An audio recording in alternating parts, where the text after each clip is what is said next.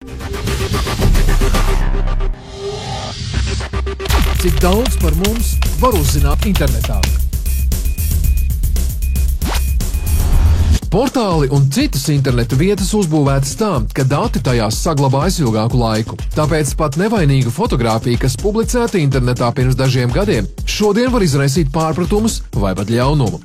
Personīgā informācija ir ziņas par visu to, kas notiek cilvēkam apkārt. Viņa draugi, vecāki, radinieki, skola un mājas. Ļauni cilvēki no šīm informācijas drumslām var salikt kopēju ainu, uzzināt jūsu adresi, ieradumus, vecāku darba vietas un laiku, kad viņi ir vai nav mājās. Vēl vairāk, zinot jūsu datus, šīs personas var rīkoties internetā jūsu vārdā, sagādājot nepatikšanas. Ja mēs uzrakstām tiešām telefonu numuru un adresi pievienot. Dzimšanas datus arī. Un ko tādu dzimšanas datiem izdarīt? Jā, bet ja tev ir adrese, telefona numurs un dzimšanas dati, tad var to izmantot. Albums es bloķēju gandrīz visus, jo, var uzlikt, ka tikai draugi redz. Man māte neļauj. Man arī māte neļauj, man kategoriski aizliedz kaut kādā sakarā likt bildes ar viņas ģimeni. Īstenībā tas diezgan bīstam, dēļ viņas darba un tā. Es no tusiem kaut kādas bildes ielikt, bet tā, kur kaut kā negribās likt, lai tēvs redz. Jā. Nē, es lieku visu pēc kārtas. Māma tik pa manīm smējās vienmēr.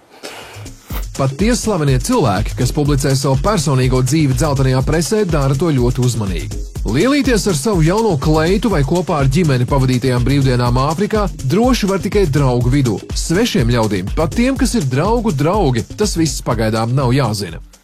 Es savu paroli esmu devis piemēram vienai draudzenei, lai viņi skatās, savu, kā teikt, ienaidnieci. Un viņi vienmēr skatījās no manējā. Pēc tam viņi nomainīja vēl citu, kad tā draudzene sāk saprast, kad bišķi pa bieži jau no manis skatīt. Es normāli sniedzu savu personīgo informāciju, izņemot adresi un telefonu. Es lieku īsto vārdu, jo man liekas, ka ja nepareizais, ja tev kāds meklē, kāds cilvēks vai sens radinieks, es domāju, ka vajadzētu. Tur, kur tu patstāvīgi uzturies, tur, protams, raksti īsto. Tur, kur tu kaut kādu ieeji, tad nafi tev tas īstais, ka tu labāk ierakst kaut kādu niku, kaut ko tādu. Nec arī atkarīgs no tā, cik nopietnas tas tā vieta, kur tu esi. Kur tu internetā zini kādu nopietnu vietu? Piemēram, internetbanka.